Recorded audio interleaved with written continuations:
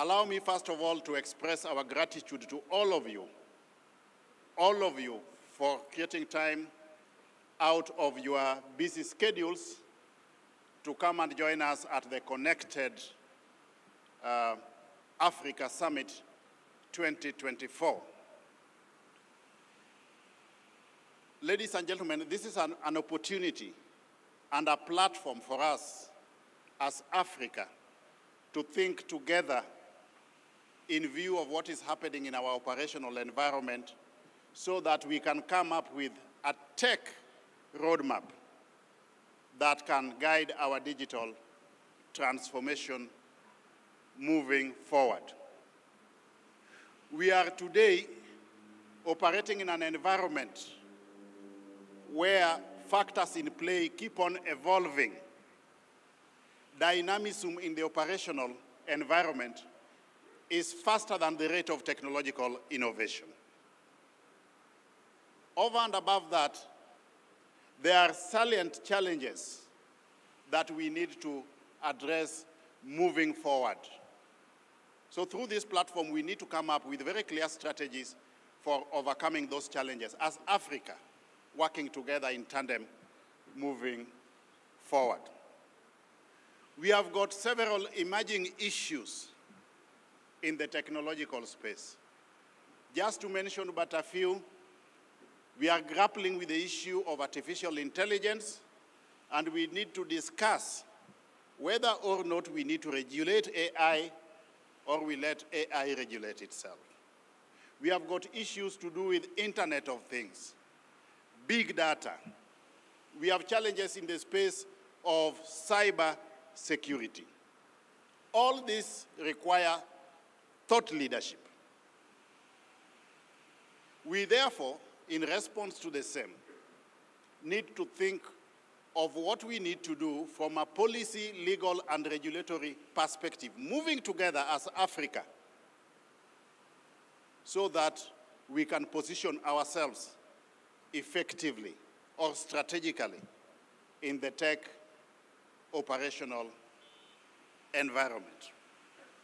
Let me just mention some of the few areas which require our attention if we are to turn Africa into the envisaged digital continent.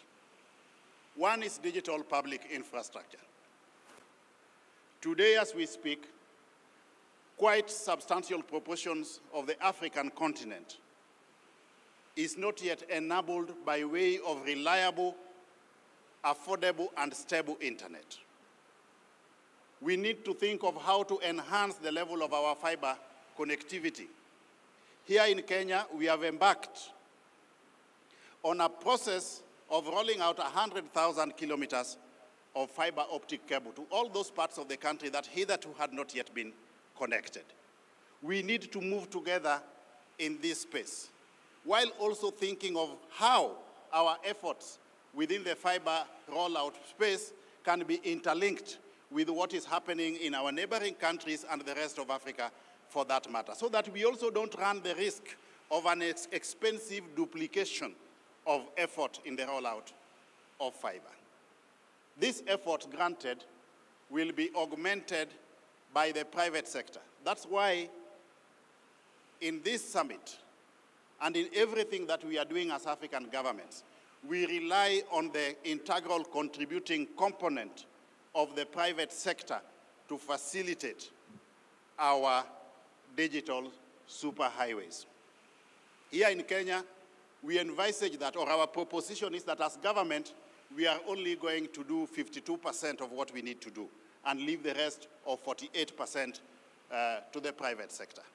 Our view in this regard is that the role of government is to put in place an enabling policy, legal, and regulatory framework to enable the private sector thrive. The role of government, ladies and gentlemen, is not to compete in business with business, but to create that enabling environment. We also need to enhance our level of internet connectivity. Connectivity is only beneficial if it is universal and also if it is inclusive. So as Africa, we need to think of how to roll out internet connectivity to the lowest levels. In Kenya here, we have embarked on an ambitious program again of rolling out 25,000 Wi-Fi hotspots. And we are, for a start, targeting those parts of the country where those operating at the bottom of the economic pyramid are domiciled. The markets, the schools, the bus termini, where our youth are domiciled, so that we can leverage on technology for purposes of e-commerce. We have put in place already an e-commerce strategy here in Kenya. We need an e-commerce strategy for Africa. We have embarked on the process of facilitating e-commerce through a national addressing system, policy, and bill. We need to have a national addressing policy for Africa so that we can have e-commerce across the entire African continent, because that is the only way we can revolutionize the way we are doing business, commerce, and trade. The other frontier we need to talk about is how to exploit the enormous potential that we have in the digital space to create jobs for our youth. As a Kenyan government, we have already embarked on a process of establishing a total of 1,450 digital hubs in each and every ward, which is the lowest administrative unit that we have in this country. Since we embarked on this process, good people, 1 year ago, we have managed to train a total of 390,000 youth, while in the same vein created a total of 135,000 jobs for the youth within 1 year alone. And our proposition is that in the next 1 year or so, we should be able to create about 2 million jobs for our youth. This will be a major, major game changer to address the unemployment situation in Kenya. And we need to move in tandem as Africa to think of how we can leverage on technology or facilitate optimal uptake of the technological jobs that we have for our youth to address the unemployment challenge that we have in Africa. That is a discussion that we need to have as a continent. But with that critical public infrastructure in place, the question we need to ask ourselves as African governments is, do we still need to have manual processes in government? And the answer is a clear no. The answer is a clear no. In Kenya, we have embarked on the process of digitalizing government services and digitizing government records.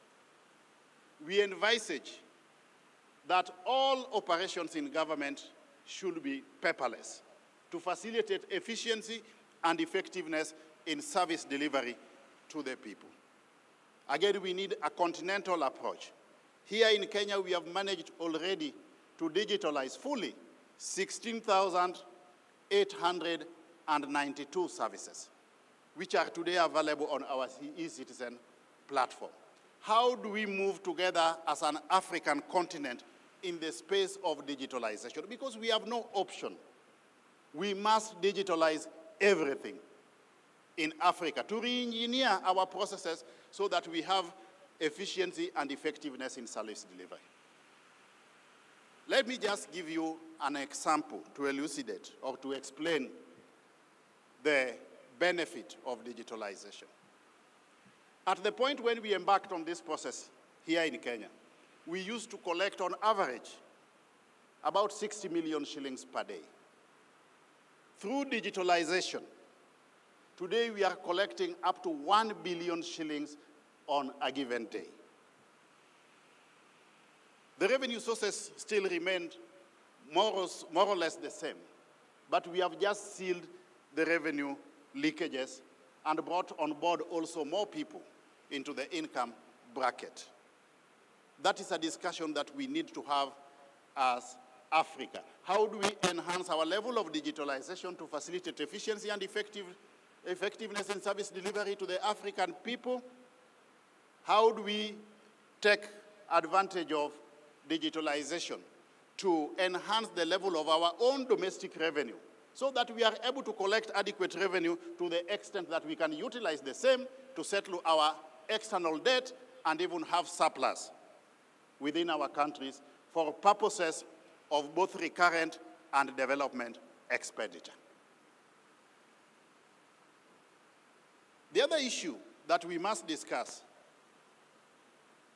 is inclusivity. If we are rolling out digital public infrastructure and we are digitalizing government services, we must ensure that a critical mass of Africans have at their disposal smart-enabled telephones. Because in the face of digitalization, it is no longer justified that we will be asking the African people to visit government offices to consume government services. We must facilitate universal access to smart-enabled telephones. In Kenya, as government, but partnering with the private sector, we have already embarked on local assembly of cheap or affordable smart-enabled telephones going for at a unit cost of $50. And we envisage that this will drastically go down as time progresses. We want to go the full hog and embark on actual manufacture of telephones and then proceed to the next frontier of manufacturing both computer hardware and software. There is no reason why Africa should be a net importer of technology. We have got the capacity, skills, competencies, and wherewithal and resources to become manufacturers of technology ourselves as opposed to be net importers. The other issue is identity of the people. If we have got all services on virtual platforms and we have got smart-enabled telephones, equally or in equal measure as African countries, we must have a virtual means through which African governments can confirm the authenticity of each and every African.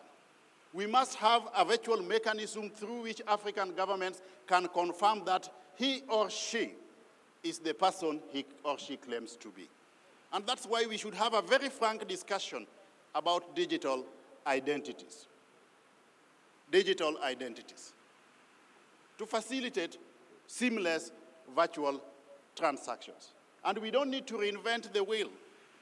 Other economies have done it. Estonia has done it. Belgium has done it. India has done it.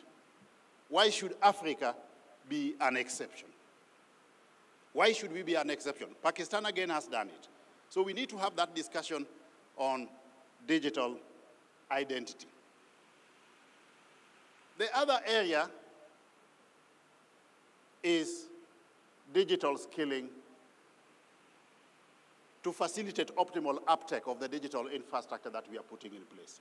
If we leave the people behind by way of the level of literacy, ICT literacy skills, then the people will not be able to optimally uptake the digital infrastructure. So we need to, in tandem, think about how we are going to enhance skilling of the people, starting with the youth, public servants, to facilitate efficiency and effectiveness in service delivery. All this, ladies and gentlemen, must be anchored on sound policies, laws, and regulations. And I'm happy that a critical mass of our regulators are here. We need to think of how to come up with an enabling policy, legal, and regulatory framework in this regard. I've talked about those emerging issues like AI. What do we need to do? Internet of Things, cybersecurity. We need to move together as Africa so that we come up with policies, laws, and regulations that speak to each other as opposed to being discordant to each other. This will enable us to become one digital market, one continental digital market. And based on the economies of scale, the attendant benefit of this is that we will be having a better bargaining chip in the global marketplace by way of comparative advantage. With those many remarks, ladies and gentlemen, I believe that we are on the right pedestal. And if we are guided by some of those frontiers, then at the end of this summit, we should come up with viable, feasible proposals as to what we need to do as Africa to come up with a very, very clear tech roadmap that can position Africa as a destination of choice by way of foreign direct capital investment in the ICT space, and also globally by way of comparative advantage. Thank you very much, and I wish you fruitful